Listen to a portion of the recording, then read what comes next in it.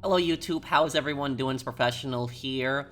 So today I have another part of Call of Duty World War II for you guys. I hope you guys like the Battle of the Bulge cosplay that I got for here.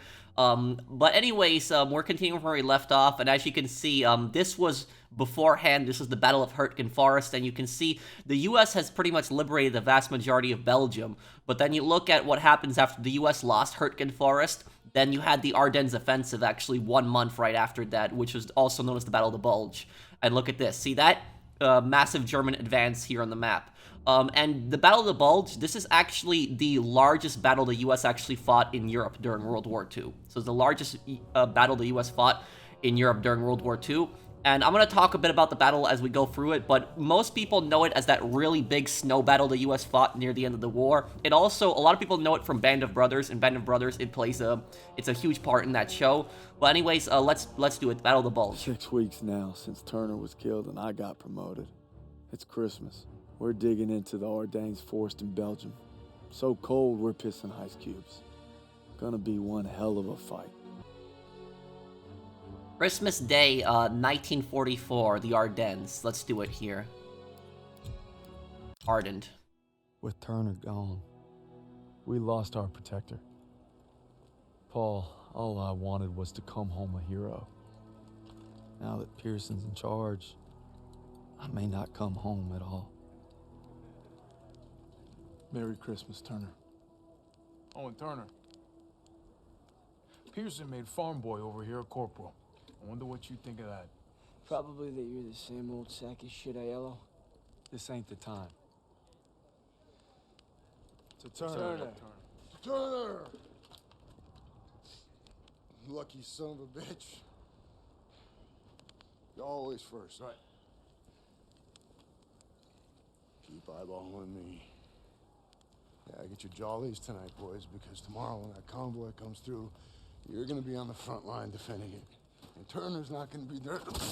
Easy! Easy. You're corporal now, huh? Yeah, see how fucking easy it is. Go. Give me an excuse. Yeah, that's what I thought.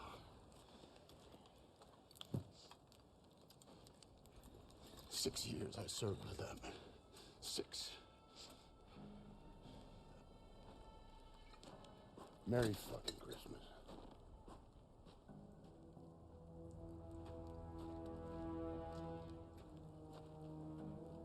He is visibly upset over Turner's death, he's just not showing it.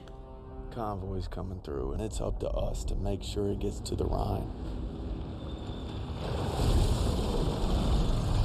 Now all we gotta do is survive the cold and Pearson.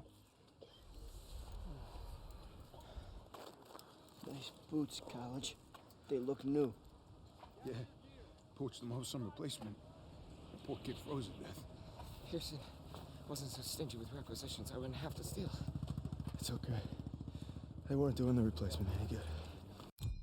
Also, for people wondering, why are they not lighting up a fire here, you know, to at least stay warm? The reason for that is because it would expose their position. Is if they put up a fire near this foxhole or in the foxhole, what would happen is that would make them very vulnerable to artillery. That actually, if anybody's ever seen the Band of Brothers, that exact thing actually happened in Band of Brothers, where a few soldiers lit up a fire, and remember Winters went over, and he's like, "What are you guys doing?" And then they're like, "You know, sorry, sir, it's just really cold." And then he went near the fire for like a moment, thinking, you know, let me warm up too, but I can understand their perspective too, because you know you're sitting in the middle of the frozen cold, in the middle of you know, winter, with really no way to warm yourself up. But they put up that fire, and just after a couple minutes of putting up that fire, they start getting hit by artillery. So that's pretty much why they don't have fires in these foxholes.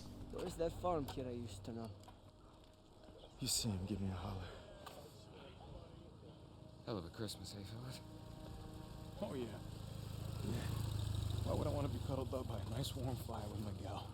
When I could be freezing my ass off with you bastards. Oh, shit. Incoming? Aiello, get back on that MG.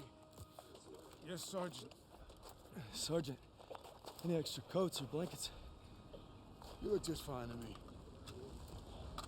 East dugout got hit all night. Grab an ammo box, you're gonna resupply him. I take that ammo. Aiello's gonna run dry. Well, I guess you better make every goddamn shot count. Supply lines were kind of bad for the Americans. At the start of the Battle of the Bulge, supply lines were kind of bad.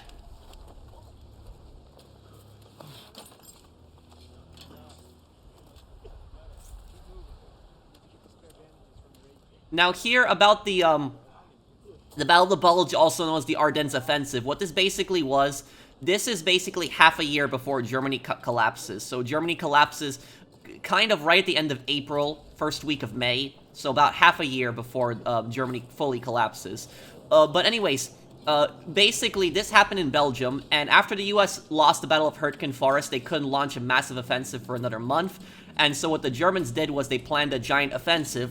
And basically, the purpose of this offensive, I think the Germans, I would have to look up the exact number because I don't want to get this wrong for you guys. Let me just see the exact number of troops that was at the Battle of the Bulge. How you doing? The Germans had up somewhere around 450,000 men. The U.S. at the start, on December 16th, the Germans had 406,000 men. On December 16th, the U.S. had 228,000 men. By December 24th, which is right around where we're here now, 541,000 men the U.S. had. Germany had 449,000 men.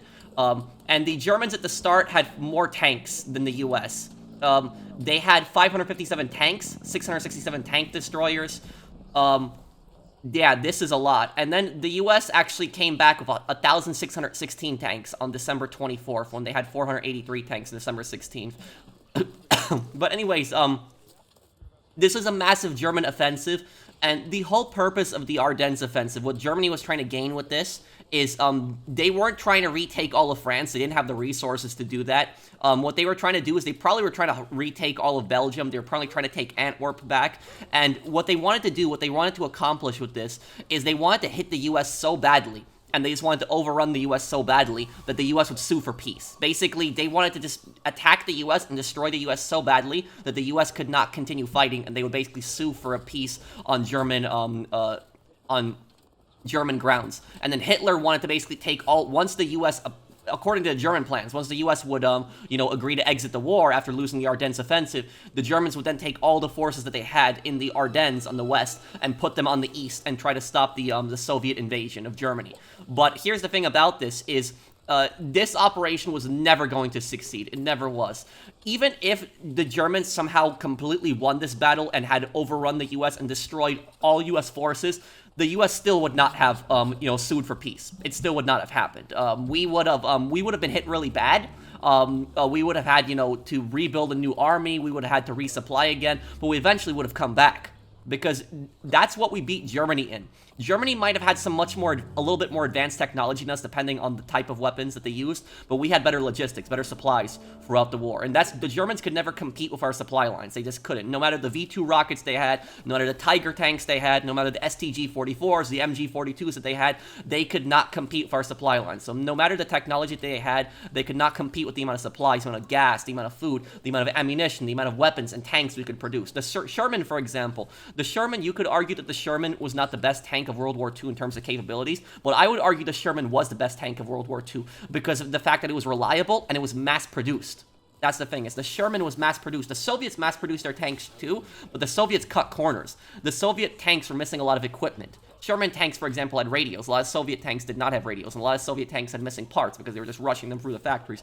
Our technology was made a lot of times with care. We had our factories were blown to bits. We were able to mass produce stuff and make it safely, and we didn't have to cut corners. That's why basically that's where the saying goes that U.S. logistics really helped to turn the tide of the war. But anyways, let's just go hypothetically that the Germans had somehow won the Ardennes Offensive and had won the Battle of the Bulge. What that would have done is all of Germany probably would have been taken over by the Soviet Union. That's probably what would have happened. The war probably would have lasted maybe like another, 2 or 3 months. Maybe instead of ending May, it might have ended like June, July, August possibly. But the Soviets would have taken over pretty much all of Germany. We would have entered very little parts of Germany, and then what would have happened was East Germany would have been a lot bigger. So the Soviets would have had a much bigger communist puppet state afterwards. But because we succeeded in the Battle of the Bulge, we were actually able to create West Germany afterwards, and West Germany actually did not end up falling to communism. But if the Germans had actually won here, then pretty much the vast majority of Germany would have actually been taken over by the Soviet Union, because it would not have stopped the Soviet offensive. It would have probably slowed down the Soviet offensive if they brought over troops, but it wouldn't have stopped it completely. And the thing about this is that there's no way Germany could win this war at this point. There is zero chance, that Germany has the chance of winning the war at this point. They cannot win. They can't. They have no chance whatsoever. The only thing Germany can do in this point in the war is they can just delay the conflict. They can't stop themselves from losing. But basically, Hitler was just a maniac. He was not willing to accept any kind of surrender, and he was going to basically fight till every single last man, woman, and child. He was not going to give up for his ego, and he was basically going to keep fighting till the very end. I hope you guys like my little history explaining here, the stuff behind this battle.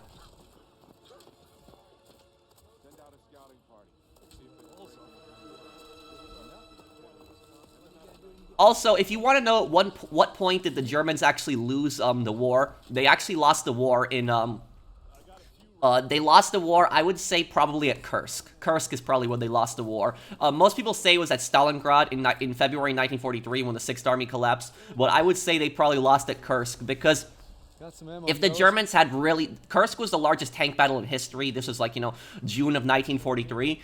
If the Germans had actually managed to defeat the Soviets in Kursk, they probably would not have been able to take over most of Western Russia anymore. They had, limited resources. Their sixth army had gotten destroyed. But if the Russians had gotten destroyed really badly at Kursk, they might have actually negotiated for a peace settlement. That actually might have happened. And so that's actually probably the only time that Germany had the chance of winning the war. Once they lost Kursk, it was pretty much over at that point. They had no chance of winning. Even before the Normandy landings, they already lost. And once the Normandy landings happened, we were 100% they were going to lose. Most German generals at this point, they understood that it was lost. They understood that they couldn't, keep fighting, but they were just scared of Hitler. And so they just kept going. There was a few generals that tried to plot against Hitler, the Valkyrie plot that happened in July 1944, and that was the closest to actually taking out Hitler, because they didn't just plan on killing Hitler. They actually planned on creating a whole new government. Afterwards, they wanted to create a whole new government, and they wanted to basically negotiate with the Allies for peace once Hitler was dead, but it failed. Hitler survived, and most of the conspirators were executed. And last thing I'll say before we get to the gameplay here, the main reason that the Ardennes Offensive failed for the Germans is because of their fuel supplies. Because the Germans, once they took those Tiger tanks, all the tanks, and they actually pushed through, they did overrun the U.S. So at the start of the Ardennes Offensive, the U.S. got pushed back, and the U.S. did get overrun. But what happened was, once the Germans kept pushing and pushing and pushing, they actually ran out of fuel. There was no more fuel. They didn't have enough fuel. What the Germans were hoping for is they were hoping that when they overrun the U.S., that they would capture tons of fuel, and that would be enough for their tanks to keep going. But you know what they didn't expect? What they didn't expect the U.S. to do was to blow up all their fuel depots. So when we were falling back, we blew up all their fuel depots. And the thing is, you can have literally 1,000 Tiger tanks with you, but if you don't have the fuel to use them, they're useless. You might be able to use the gun stationary, sure, but if you can't move them, they're useless. And they're, targets for planes, or targets for artillery, targets for other tanks that they can't keep moving. So that's ultimately is, imagine that, an entire army of tanks were stopped because they had run out of fuel. But that was, that's what they were hoping. They were hoping to get fuel, and it just backfired on them. Chocolate? My socks? Shit, crowd's over the hill, 12 o'clock. Gun jam!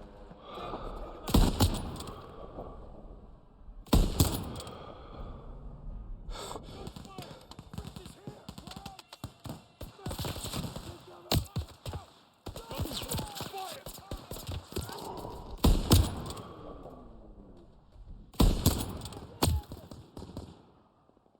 Is that it? Stand for more. I don't like the unrealistic reload on the Lee Enfield. You would not be able to put clips into a Lee Enfield when it has a scope on. You can't do that. Great shooting, Daniels. That Kraut won't be reporting back. How the hell are they getting past the 88? You better go check in at the command tent. Grab my helmet!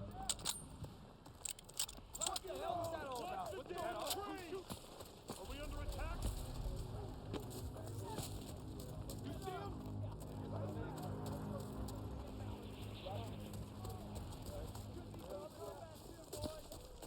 Couple men over here on the double.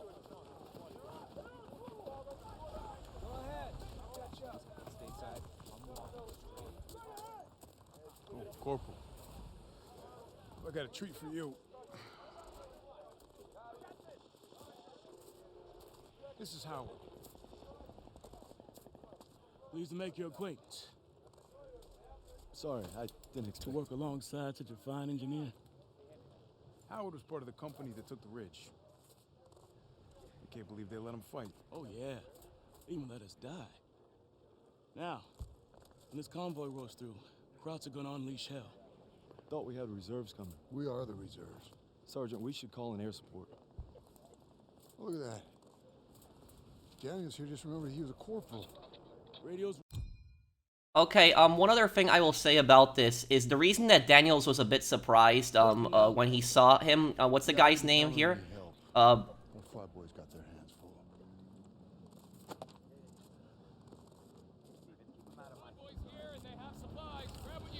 Howard, that's his name. So the reason that Daniels was a bit surprised when he saw Howard, Daniels isn't racist, the reason that he was a bit surprised when he saw Howard is because in this time period during World War II, the U.S. military was actually segregated. There's people of all races that fought in the U.S. military, but they were in segregated battalions. So there was a black battalion, there was a white battalion, there was a Japanese-American battalion, there was, so generally, there was a lot of battalions were separated by race, and a lot of times they didn't communicate with each other. They didn't interact with each other a lot. But during the Ardennes Offensive, there was actually a lot of battalions. You had black battalions and white battalions actually work together and did communicate with each other. Because the entire U.S. force was about to get overrun in the Ardennes Offensive. And so a lot of people don't know this, but the U.S. military was segregated up until the Korean War. The Korean War was the first time the U.S. military was not segregated. So you had black and white soldiers in the exact same battalions in the Korean War. There's actually a famous picture from the Korean War where there's actually a black machine gunner, and then there's like a white soldier right next to him, standing next to each other as like brothers and friends in the Korean War. But look that picture up; it's a pretty cool picture. Merry Christmas, fellas. Hey, coming! Move your ass! Let's move! Step back! Step behind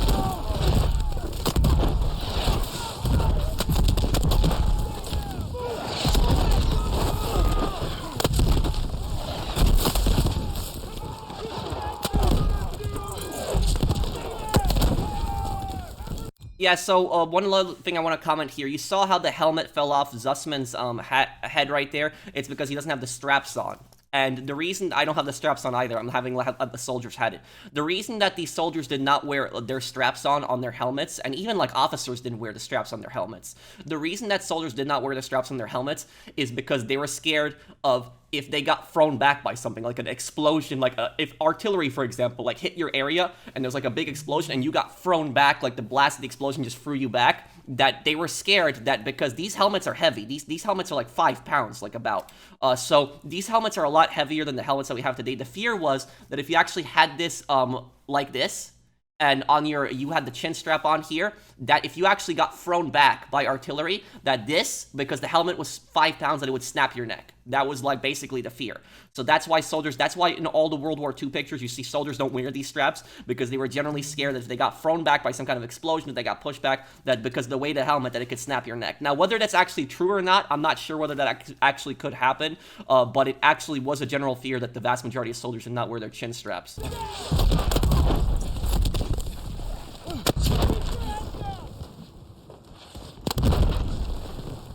I think it's over. You all right? I'll live. They're softening us up for an attack. We need to find Pearson. Oh, can't crouch here, it's because of that tree. This way.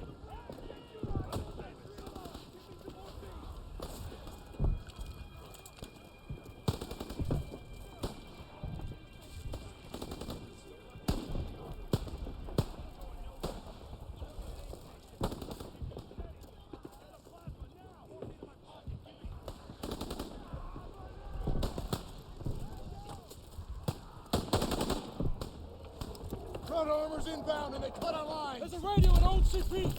You provide fire support. I'll get it working. That CP's on top of the enemy. Hey, you're a corporal now, goddammit. Start acting like one. You can't expect us to go out there with him. You're from Queens. Nothing new. Oh, you say so? Hey! I was an NCO. Give up my stripes to be here. Now we need to move. Now! NCO is non-commissioned officer, by the way. Topsy-turvy. Wait until I punch you in our nose. Hey, you get it done. Howard dies, we're all screwed. Daniels, let's go. To get to the radio, okay. Daniel, help me get this radio. Coming from the one. Get to the radio. Enemy near the trees ahead. I got it. It's shot to hell. This is gonna take some time. Keep them occupied. Easy for you to say. Cover me. I got him getting flanked.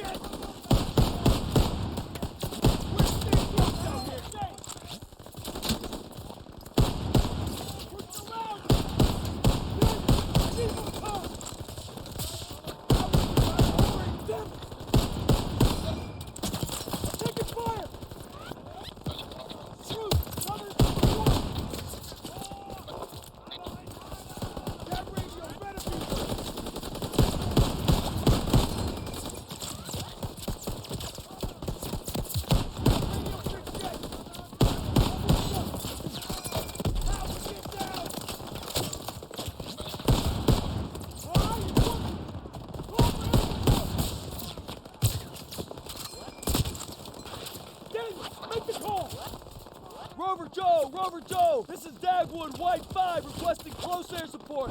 Over. Copy that, Dagwood White 5. Air support. So there's the German offensive. And now here's the air part of the battle. There's a really big air battle in the Ardennes, and the Germans are basically hoping to cripple Allied airlines too. We'll adjust once these heavies are safe. Course change complete. We're 3 minutes out from target location. Let's keep these heavies clean. Coming up on anti-aircraft fire. Taking evasive maneuvers to avoid flak.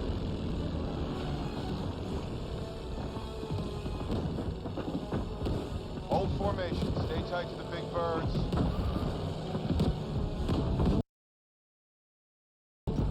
No. Okay, I guess that shows on the right side how far we are from the target.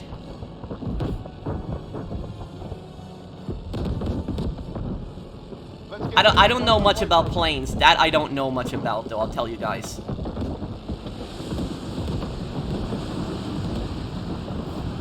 like the flag is letting up. Keep your eyes peeled for crowds. Bandit inbound, 2 o'clock high. I see him. Let's keep them off those bombers. Break formation. Another group at 9 o'clock, coming in fast.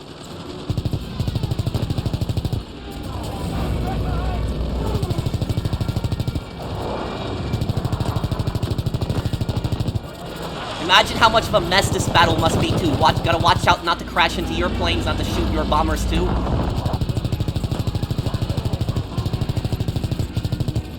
Come on, come on. Stop shooting at him.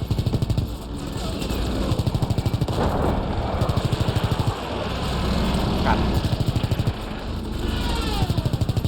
Take him out. They're just all both right next to each other.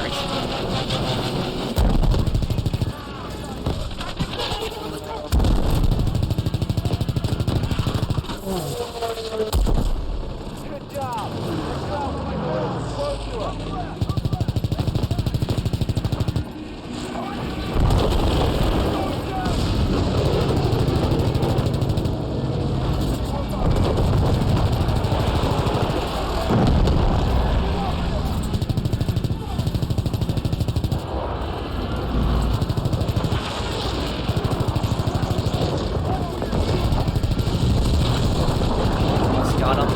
Got him. And most planes back then had roughly around 15 seconds of ammunition, I think. It's like, if you just held continuous fire, I think it was like 15 seconds of ammunition. It's not like this.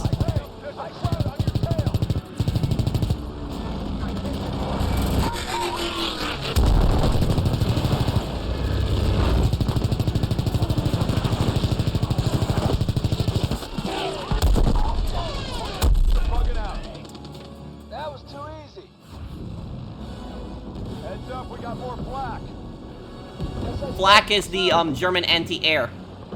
It basically explodes in once it's you see those black smoke. Yeah, black basically explodes and it spreads shrapnel. It's meant to hit the wings.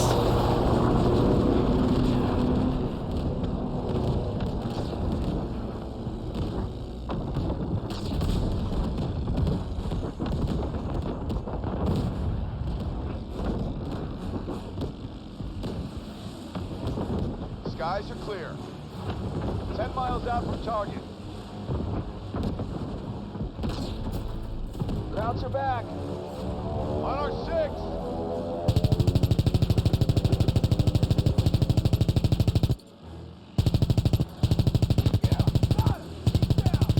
Got a bogey on your 6. Under pressure, boys. Where'd he go?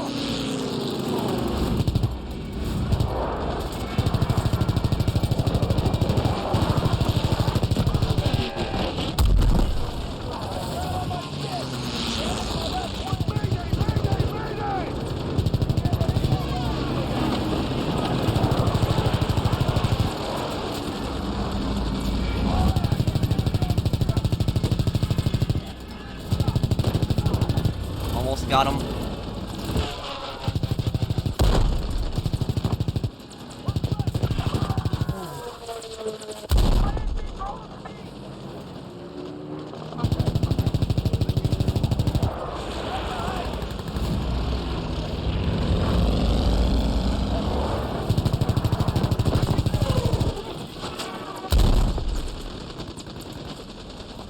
Don't leave those bombers unprotected.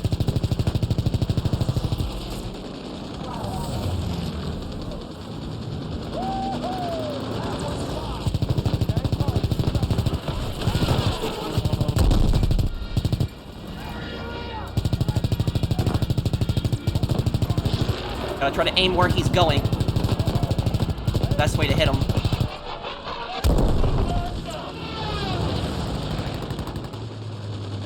Hey, there's a crowd on your tail. Ooh. Ah, no. That was bad. Okay. My engine's hit. You got a bogey on your 6.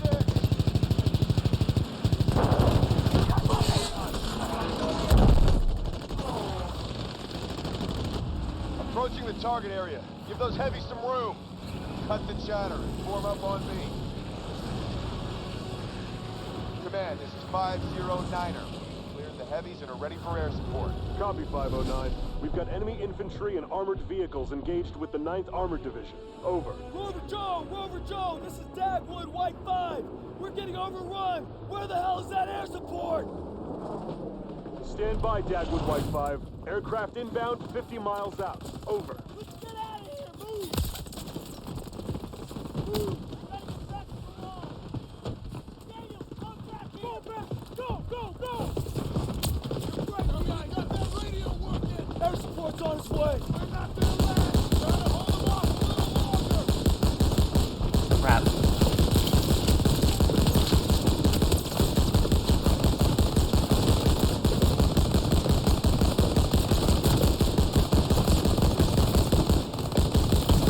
Damn. Oh. I like how the trees get all destroyed, though, when you're shooting them in this mission.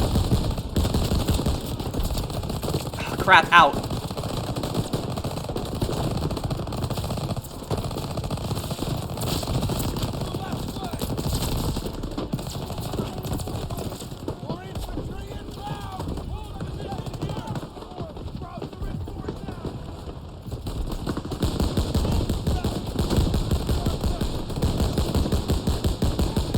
My God. Yep.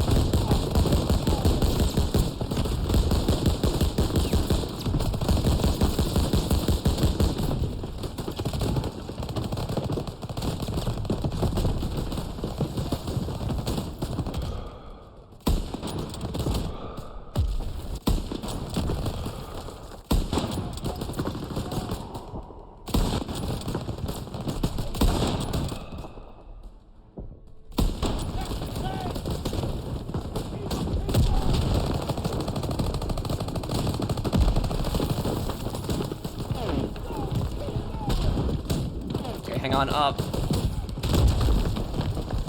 Give me this.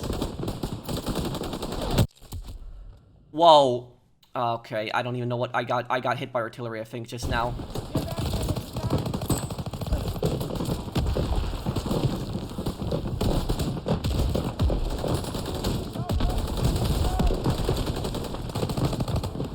Okay. We're gonna want to take out the rocket team specifically because they're gonna hit the tanks.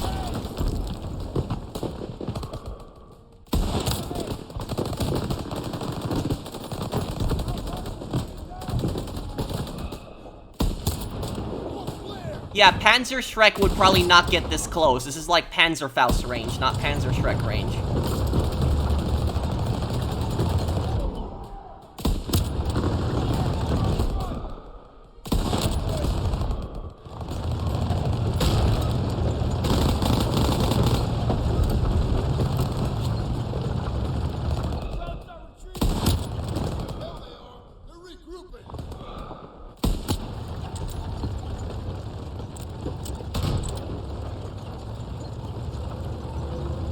I got you! Warm up!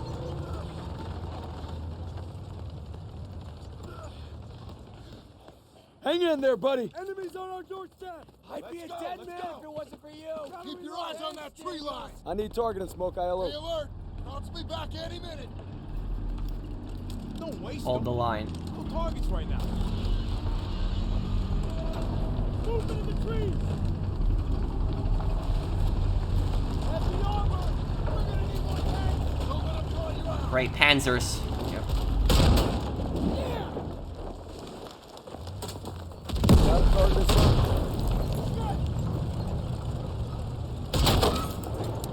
Save them from the enemy. You ready? Stand your ground. Here comes the line. Signal the boys.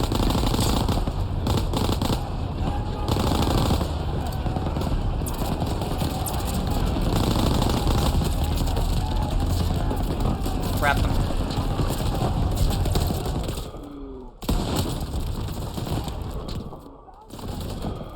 Yeah, that's more accurate of what they would be wearing.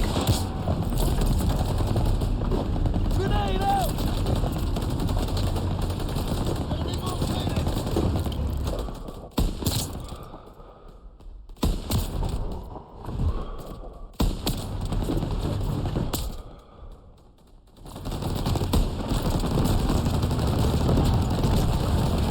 Use some help. Call him out. Need target and smoke ILO. Give me this. Okay, I needed this.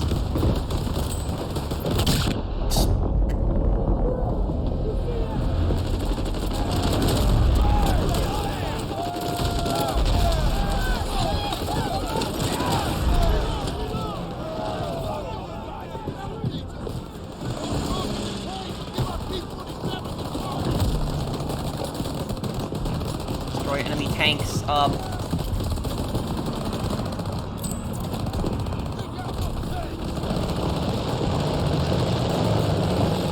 Come on.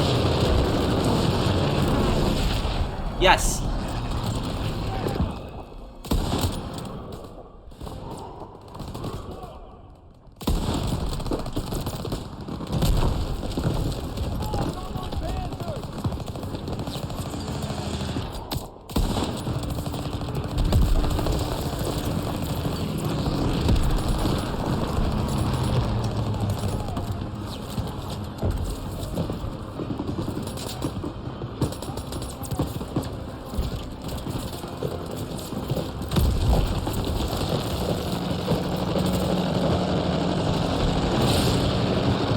Come on.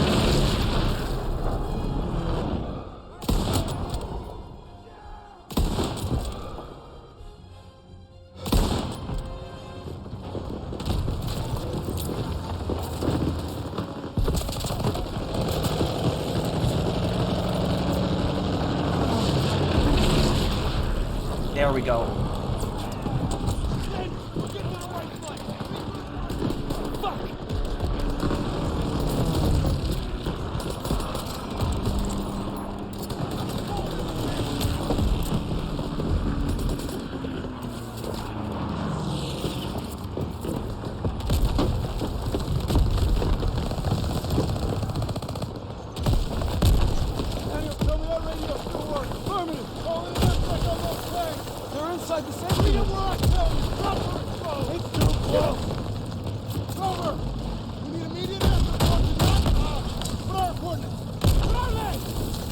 913-820. 913-820, go!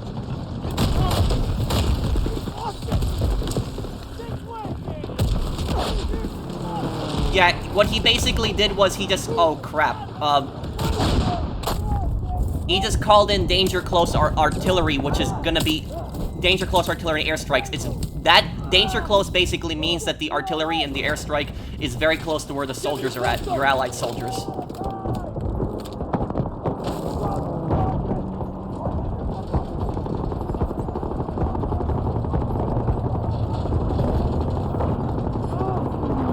Oh crap.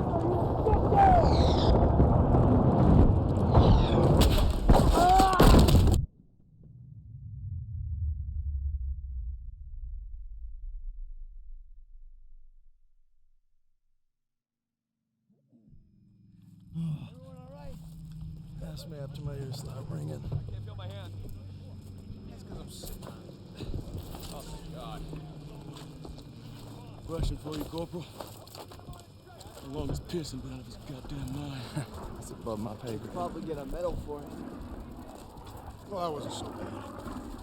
We're all lucky to be alive. For now. Daniels, take those crowds to process. Yes, sir. And be quick about it.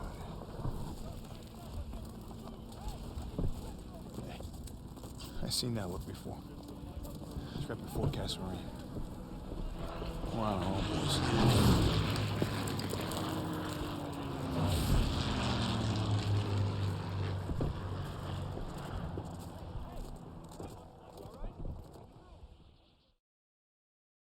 Despite Pearson's best efforts to kill us, we made it and defended the convoy. Stopped the enemy's Hail Mary dead in its tracks. Turner would have been proud. Okay, so now that the German offensive was pushed back a little bit, you see that? Okay, ambush. 2 days later, December 27th. Pearson's gone to a dark place. I can feel myself getting dragged down with him. But I gotta stay sharp if I'm gonna make you proud, brother.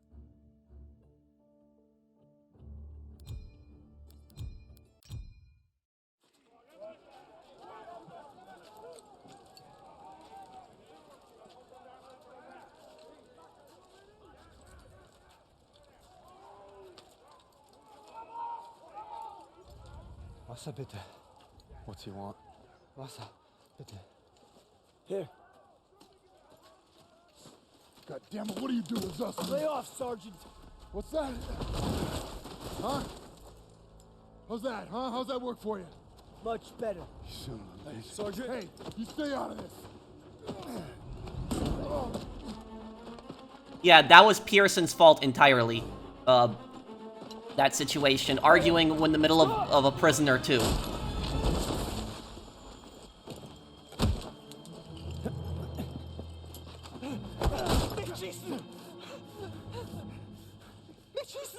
He's not worth it. Daniels. Don't Kraut. Why'd you run? You must be hiding something. Son of a bitch was holding out on us.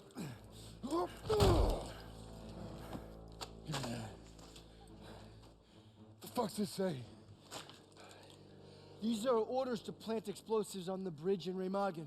Ordnance is going to be loaded onto trucks 5 miles north of here. If I'm reading this right, it's the last bridge standing across the Rhine. Well, ain't that something, Fritz? Oh.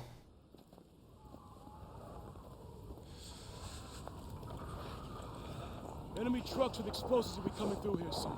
We can't let them get to the Rhine. Pearson's ordered us to block the road by bringing down these trees. Where the hell is Pearson? Probably in some hidey hole with the detonator. And his whiskey. You know what else gets you drunk? Hypothermia. Not if we keep moving. Siles, you're with Pearson's group. Just my luck. Daniel, Zussman, you come at me while I set the final charge. Then we ambush the trucks. Will do. Oh, the BAR, Browning Automatic Rifle. One of the best machine guns ever made, served the US in World War I and World War II. And one really stupid thing about the BAR is that some of the American generals did not want to deploy the BAR in World War I because they were scared that the Germans would copy the design, which is, like, when you think about that, what's the point of even having the weapon in the first place if you're scared the enemy's going to copy its design? You're not even going to bring it into combat. But, Watch the road. Yeah, the BAR, and some versions of the BAR during World War II were actually upgraded to have a slower rate of fire. So it's easier to control because there's 20 in the magazine. You don't need... The nice thing about the BAR is you don't need a machine gun team. One guy can just run with this and use this. That's the great thing about the BAR. The Polish actually use their own version of the BAR that fires 8mm Mauser. Yeah. You see that light that they're flickering? That's a signal. Yep. Means that the trucks are coming. We've got Nazi transports on the road. Howard, get up. Charges are rigged and ready for Pearson City.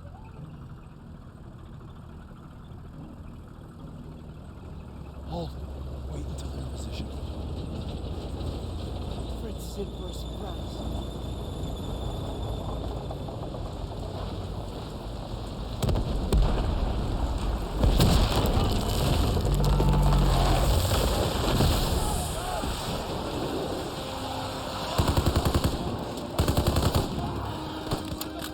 Go, go, go! Take those trucks!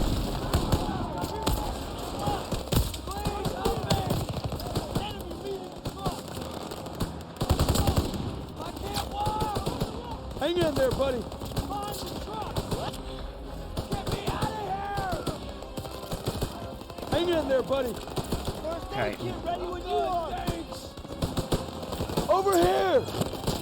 Here you go.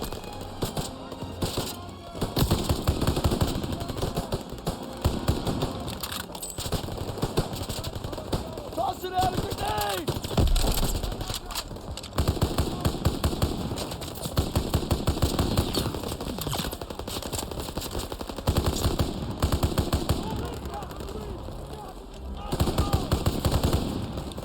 Can I use this? Oh, I can. Okay.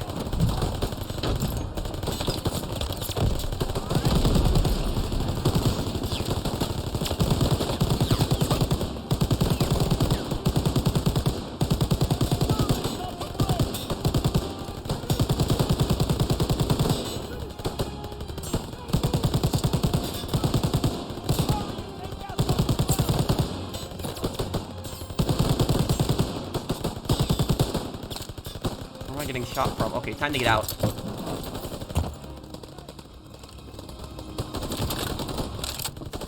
Ah, crap. Daniel, first aid kit ready for you. Here you go.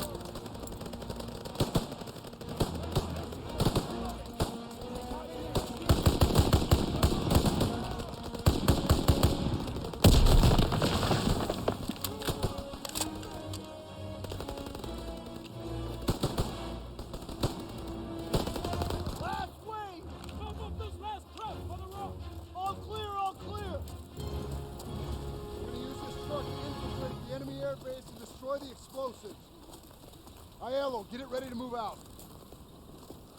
Howard, take some men and clear the road. Yes, sir. Styles, you with me. I'm driving. Huh? Let's go. The carabine.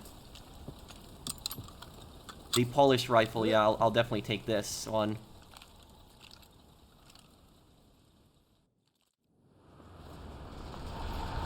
Germany took over the production of any weapons in a lot of countries that they took over. So they would use weapons from a lot of countries that they conquered. Now, whether a Polish rifle would make its way into the Ardennes, I don't think so, but... advantage to cover our assault so we can take out those last trucks. Hey, keep it quiet and watch for patrols. Let's move.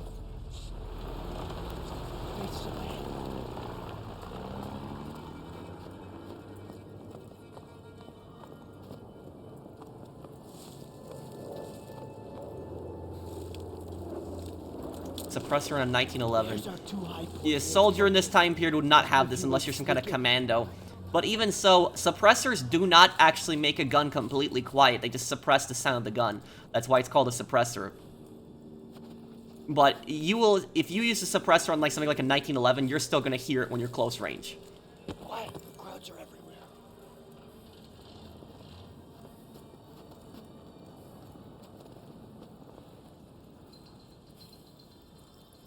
Need to find a way into the base.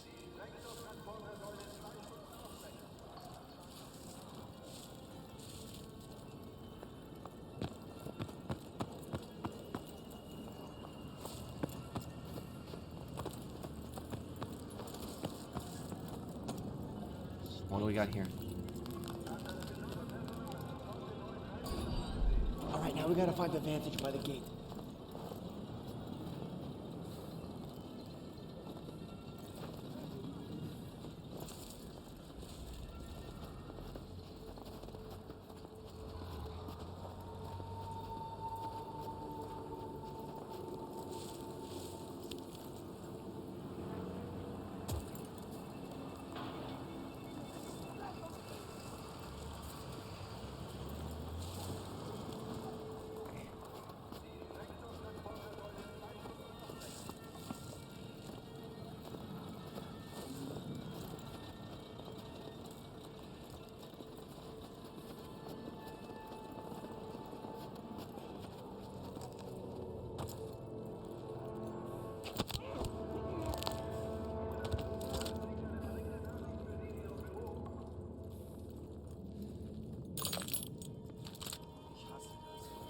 Look, there's the base commander. No base commander. Oh crap! I got spotted there. That wasn't gonna work out. All right, now we gotta find the vantage by the gate.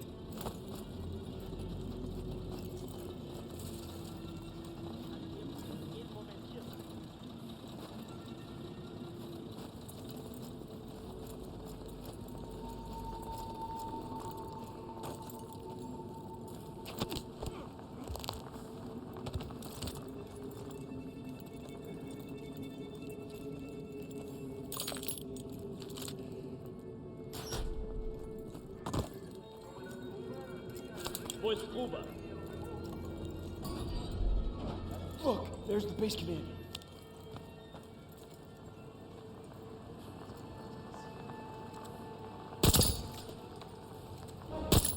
That should make our assault easier.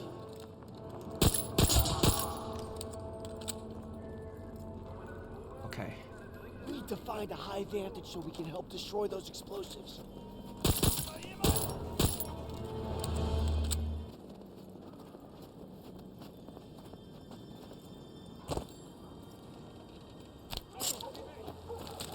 Ooh.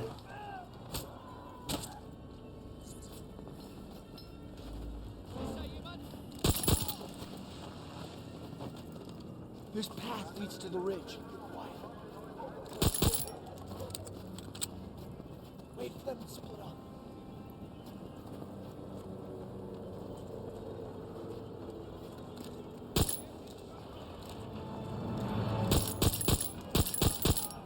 Breaking cover!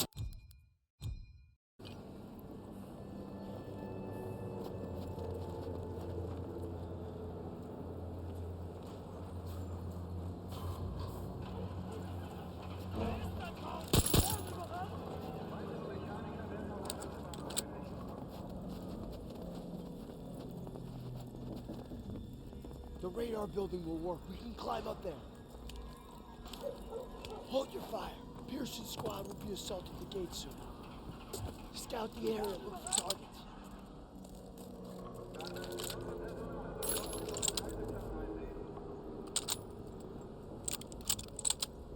Explosives are being loaded into those trucks.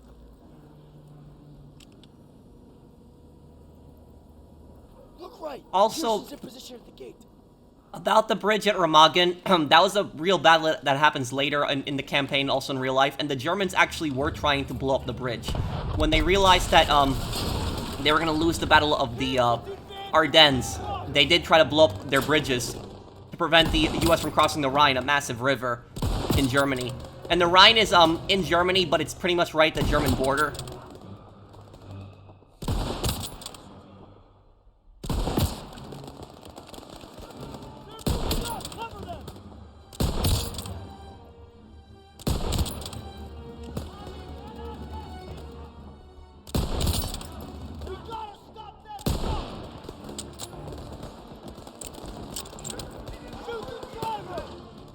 Oh. Okay.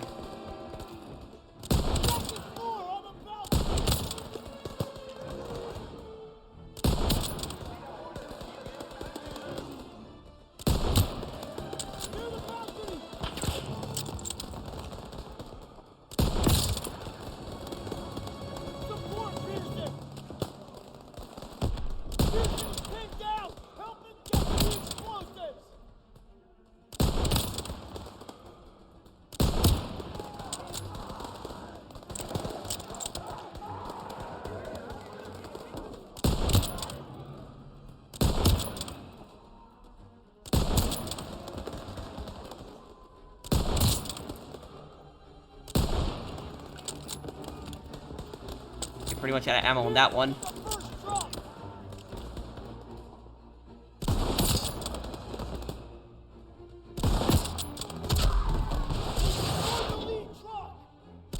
Let's move to the next position. Follow me.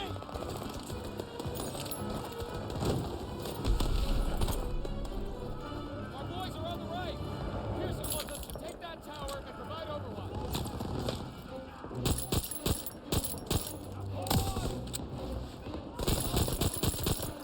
We need that tower.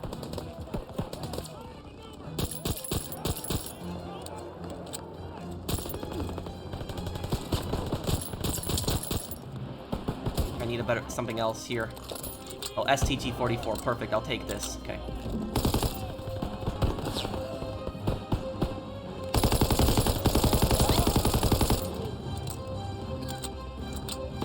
You hurt?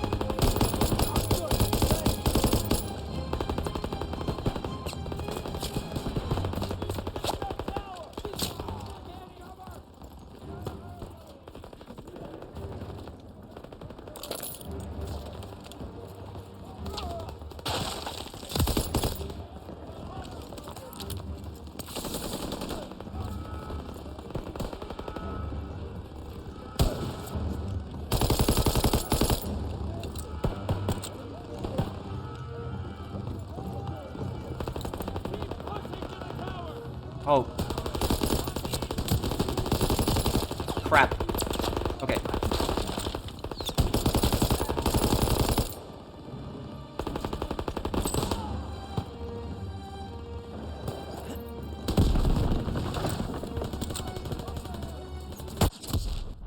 Damn, thought I could outrun the grenade. That was bad luck there on my part. Okay. Toss it! Here you go.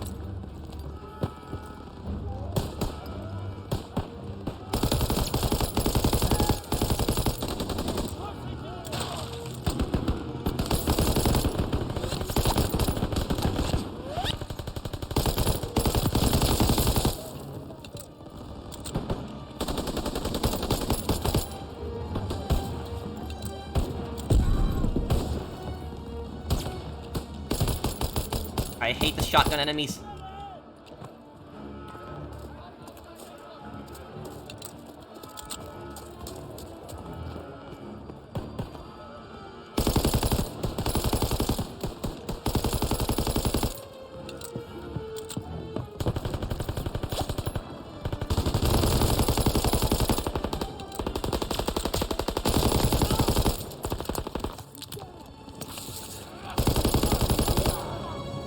Yeah, you see that? Those, like, those white jackets, that's more of what they wore during the Battle of the Bulge. They probably didn't have enough jackets for everybody, but I would assume that the bulk of the troops would be wearing white.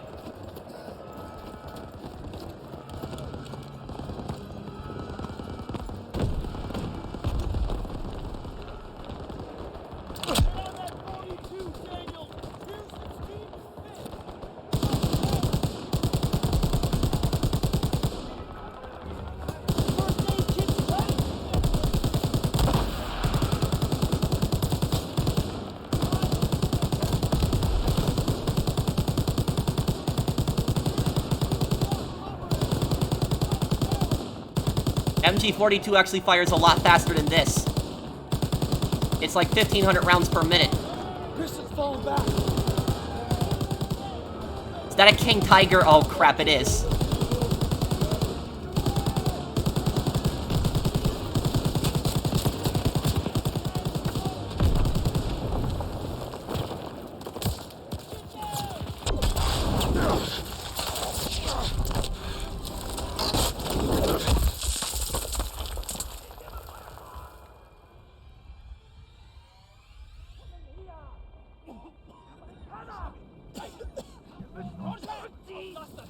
This is bad. Jewish POWs don't get off easy. Stay calm, it'll be okay.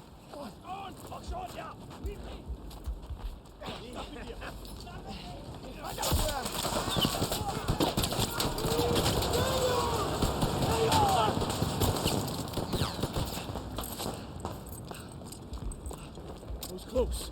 You okay? They captured Zussman. I'm sorry about your buddy, but we need to hit that last truck now. No, you're not going anywhere. Zussman was captured! Listen, come first! I can't leave him! Yeah, so Daniels is completely right. You know, who wouldn't do this for their friend? Can't lose that truck.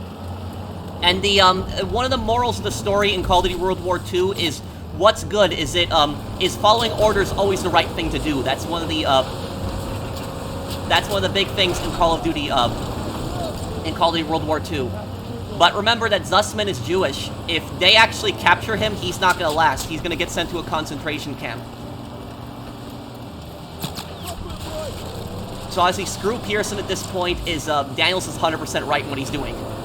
You can't abandon your friends, and you can't abandon your men.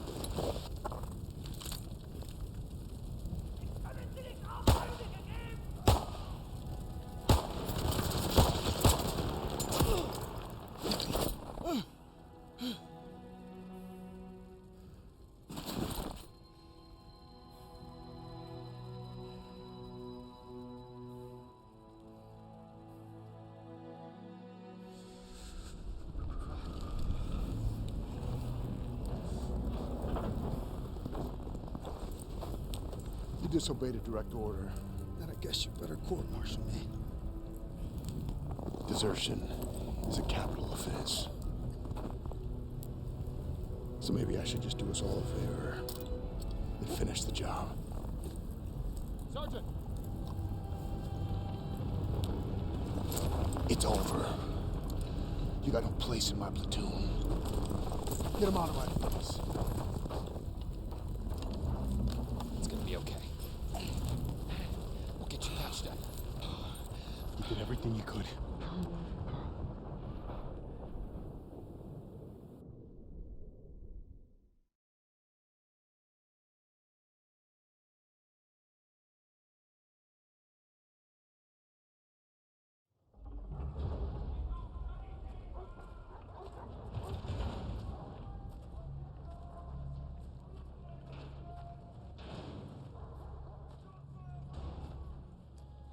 Ich bin auf der Suche nach Arbeitern. Ich werde sie inspizieren.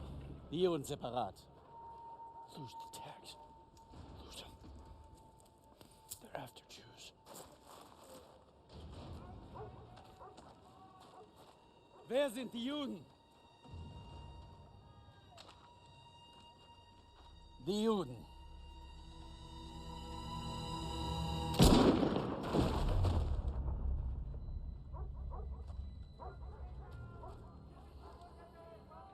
Wer sind die Juden? Frag mich doch, du Nazi-Stück Scheiße.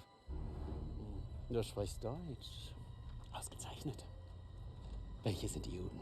Fick Dick. Zeig sie mir! We're Americans. Period.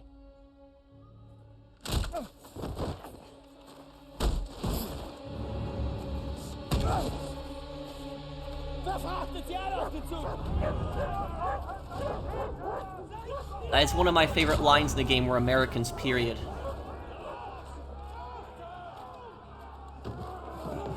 Wohin bringst ihr uns? Ihr seid zum Arbeiten hergekommen und das werdet ihr auch tun!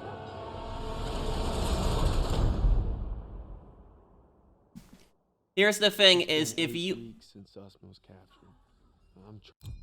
here's what I'll say about this. If you were an American prisoner of war and you got captured near like the last few weeks of the war, like when Germany's about to collapse, you had a much less chance of survival because they really had no reason to keep you alive. Their government was about to collapse. The SS were like the people that were the fanatics that were like listening to Hitler on every last order that he was giving, and there was actually some POW camps that what happened was the U.S. actually went through them and they actually found just big blood splatters, and the reason for that was because what the Germans did was they executed a lot of prisoners of war, and what they used anti-air guns. And those anti-air guns just tore people apart, like legs and arms. If anybody's ever watched the movie The Captain, there's a scene in The Captain. I think it was a concentration camp in The Captain, but The Captain is a true story. It's a German World War II film. It's actually a very disturbing movie. But basically, they show a scene of that when they executed the prisoners with an anti-air weapon. And the reason that they did stuff like that is because they didn't have enough ammunition for their guns. And so they just used the anti-air guns, they executed all the prisoners, and then they left the camp. So that's why you had there was this body parts all over the place, legs and arms, and the bodies just completely torn up because the anti-air guns, those were like really big bullets, they would just rip apart the bodies. And for people wondering, how would they find out that Zussman is Jewish? Dog tags, most likely. That's how they would find out, is they would look at the soldiers' dog tags. And also is... what they would in Europe, how the Nazis found out that people were Jewish, what they did was they looked at names, and if they couldn't figure out if somebody was Jewish based on their name, what they would do is they would look at records. And a lot of countries back then, today not really, it doesn't really happen, but back then there was a lot of government records that would basically just say, even in democracies, what religions people were, what religions they identified with. And so what the Germans would do is when they would take over countries and towns, cities, they would actually go through the records and they would basically see who was registered as Jewish. And what they would also do is if they couldn't tell if somebody was Jewish, they would actually force them to strip down and to show their genitals, because a lot of Jewish people, they have I think it's called circumcision. It was called circumcision, where basically what would happen is the top foreskin of the penis would actually be cut off, and that was in a lot of Jewish cultures. That was the Jewish cultures and Jewish religion. I don't really know the background behind that, what the reason for that is. I respect all cultures, but I'm just saying that in Jewish culture, that a lot of times that's what people did, and that's why Germans would force people to strip naked. They would look at their genitals, and that's how they would a lot of times tell if somebody was Jewish, if they couldn't based on the name. There was that one World War II movie that I saw. It was like a long time ago. I forget the name of the World War II movie, but it's based on a true story, and it's basically based on this German Jewish boy who flees to Poland, before World War II. And what happens is when the Nazis invade Poland, he escapes then to the eastern part of Poland, which is occupied by the Soviets. He lived there for 2 years. And then when the Germans invade that part, he creates like a fake story that he was taken prisoner by the Russians and that he was being held there for some time. That he was like a German that was like living in Poland and he was captured. And he convinces them that he's an Aryan, Nazi supporter. But in reality, he's hiding his Jewish identity. And he ends up actually going to an SS school. And there's a part in the movie where he doesn't want to go see a doctor because he's scared of the doctor seeing genitals because of that specific reason. The guy actually ends up surviving World War II. So he pretended to be, it was a Jewish guy who pretended to be in the SS, and he survived the vast majority of the war. He didn't, as far as I know, he did not commit any kind of crimes when he was in the SS. He just did that as a cover just so that he could survive the war. But he got through the war and he survived. But that was basically it. That's how they found a lot of people.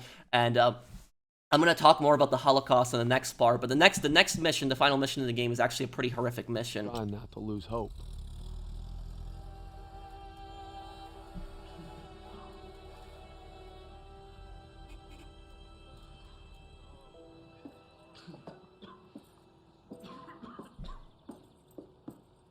Sir, tell me they found Zussman. I wish I could, son. Pearson didn't give a damn about him. Just like his men at Kasserine. Kasserine? You got it all wrong, Private. Pearson was ordered to retreat. Some of his men were trapped in the pass. He couldn't bring himself to fall back without them. But he ended up just losing more trying to save them. It's never been the same. But you don't need to worry about Pearson. You're headed stateside. Am I looking at a court-martial, sir? Wouldn't reflect too good on the Army to punish the soldier who accelerated the whole damn war effort. That's right. The intelligence you found on that prisoner was critical in locating the last bridge across the Rhine. Why didn't be a Bronze Star in your future? You're a bona fide hero. He's getting sent home.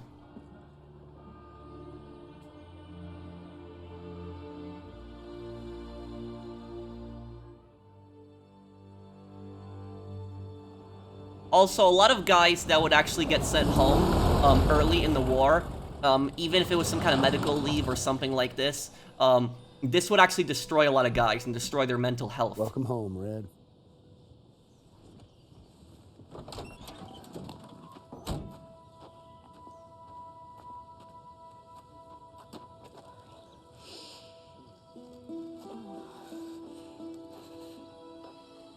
From this moment on, I am not letting you out of my sight. You understand me, Corporal? Yes, ma'am.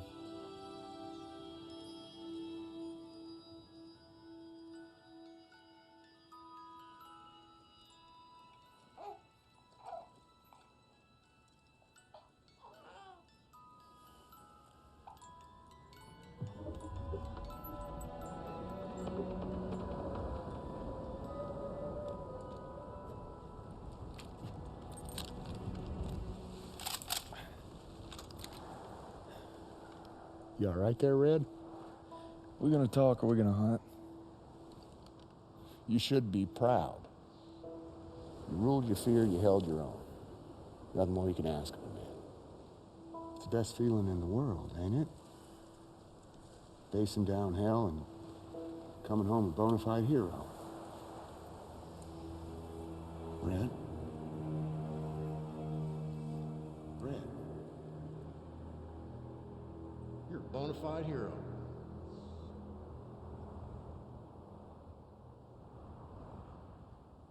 To the end. To the end.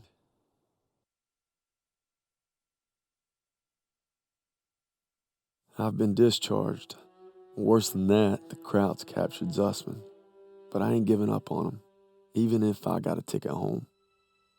So what I was trying to say earlier is this would actually destroy the mental health of a lot of soldiers.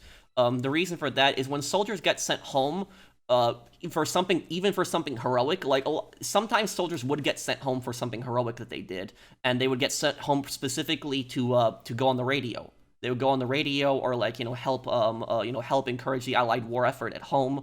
Because the U.S. Would send a few war heroes home specifically for two reasons. The first reason was to help with morale, specifically that this person would talk about their heroic story and to try to boost more support for defeating the Axis.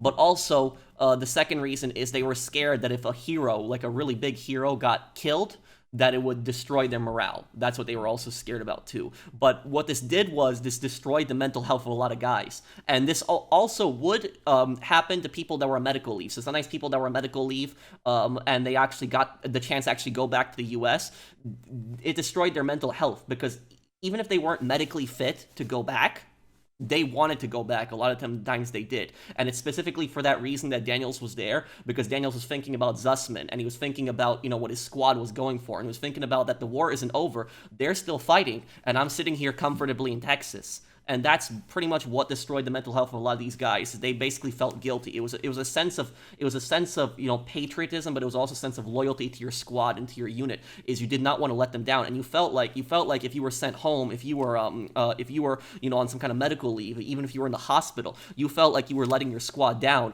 because you weren't there. They were there on the front lines, putting themselves in danger every single day, and you were here in a hospital bed. And that's what made a lot of guys feel guilty, and that's why a lot of guys would actually lie about the extent of their injuries. They would lie about how hurt they were. Even if they were still really hurt, they would lie just so that they could go back to their squads, because they wanted to go back to their squad and they wanted to help. So putting themselves more in danger because they didn't want to be sitting there while their squad was in danger. So it was like I said, it was a sense of patriotism, but also loyalty to your squad, and also guilt feeling feeling guilty that you weren't there to back up your squad during those times. That actually happened to John Basilone. John Basilone, he was an American war hero during the Pacific campaign, and what John Basilone did was during the Battle of Guadalcanal, he actually he held a Browning machine gun, and with that Browning machine gun, he stopped an entire bonsai charge. So like there was an entire battalion of Japanese that were bonsai charging them at night, which was basically a giant Japanese bayonet charge, and Basilone actually took his Browning and stopped that entire charge. Like he just gunned them all down, cut them down. I don't know exactly how many people Basilone killed, but judging by the fact that he stopped an entire bonsai charge, he probably killed like 30 or 40 guys. But anyways, about Basilone, Basilone was seen as a war hero. The media was talking all about him. He was on the radio, he was in the newspaper, everywhere. And what the U.S. basically did was they sent him back to the homeland to, create propaganda and help, encourage the Allied war effort against the Japanese and the Axis. And Basilone was hurt by this. This was destroying Basilone's mental health, because Basilone was saying, I'm a Marine. I want to be there with my squad. I want to be there with my guys. I don't want to be here at home, making propaganda. I want to be there helping to defeat the Japanese. I don't want to, just sit here. And he couldn't take it anymore. He couldn't take this sitting at home, helping with this propaganda. And what he did was he said, I want to go back to the front lines. He kept pushing for it, and eventually he got accepted. He got sent back to the front lines, and he actually got killed by a mortar in his Jeep in Iwo Jima. So the Battle of Iwo Jima, this is 1945. I think it was Iwo Jima. I'm pretty sure, yeah, it was Iwo Jima. He got killed by a mortar. But I could be wrong, correct me if I'm wrong, but I think he got killed by a mortar. I think that's pretty much what he got killed by, and that's what the U.S. military was scared about, that it would destroy the morale of the soldiers. I don't know how much morale that killed of the soldiers, but I would imagine that it would probably make the soldiers really upset if somebody like Basilone died, but it will also encourage them heavily to fight, because they want to get back at the Japanese for killing Basilone too. So I can imagine that too. But he wanted to serve his country, his squad. Basilone's a hero. He couldn't he couldn't sit at home. He wanted to go back, and he died for his country, and he died to help keep free the world from the Axis forces. But thank you guys for watching. I hope that you guys enjoyed this part. And for people wondering what I was wearing on here, this was a standard, white jacket that I was wearing for winter. This right here, this is actually a real life military, helmet cover. This is actually apparently a NATO cover, so this is actually what NATO soldiers actually wear on their helmets. And so I thought that I would just put this on just for like the Battle of the Bulge to create I guess kind of like a snow effect. Soldiers did wear like helmet coverings, and like they did have white uniforms. Some soldiers didn't. They still wore some green, but a lot of times by this time, a lot of soldiers would be trying to wear white, because if you wore dark green, you'd kind of be exposing yourself in the middle of the winter. But thank you guys for watching. I hope that you guys enjoyed this part. If you did, drop a like. You're still one more part of Call of Duty World War II, and I'll see you guys on the next one. Take care, everyone. Have a wonderful day, guys.